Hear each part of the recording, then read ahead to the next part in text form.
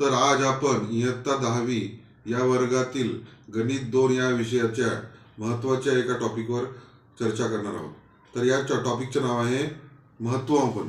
महत्त्वमापन हे गणित 2 या विषयातील प्रकरण 7वे आहे आणि या प्रकरणामध्ये आपण त्रिमितीय आकृत्यांचा अभ्यास करणार आहोत. पहिली जी त्रिमितीय आकृती आहे त्या त्रिमितीय आकृतीला इष्टिकाचिती असे म्हणतात.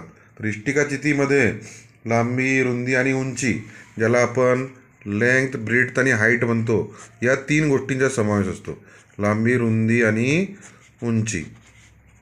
आणि इष्टिकाचितीमध्ये ही थ्री डायमेन्शनल आकृती आहे आणि या आकृतीमध्ये आपण इष्टिकाचितीचे जे उभ्या पृष्ठांचे जे पृष्ठफळ आहे फॉर्म्युले बघणार आहोत.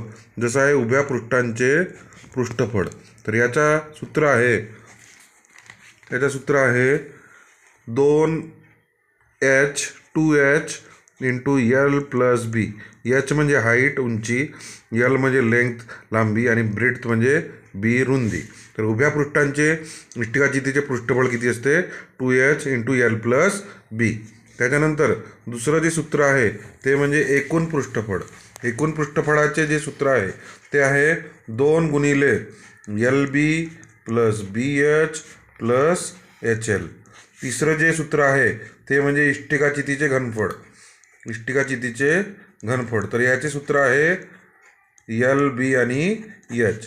तर या तिन्ही सूत्रांचा उपयोग हा आपल्याला इष्टिकाचितीतील जी विविध उदाहरणे आहेत ती विविध उदाहरणे सोडवायला आपल्याला याची मदत होते.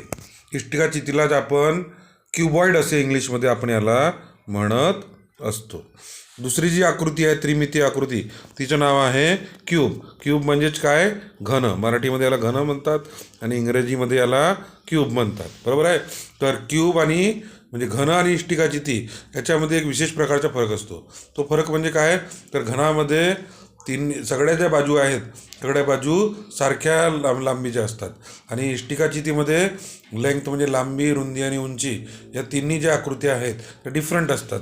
तर इष्टिकाचितीमध्ये पहा काय केलेलं असते की आकृती काढताना ज्या तिन्ही ज्या बाजू आहेत, सहाही बाजू आहेत, सहाही बाजू काय असतात? एकाच लांबीच्या असतात.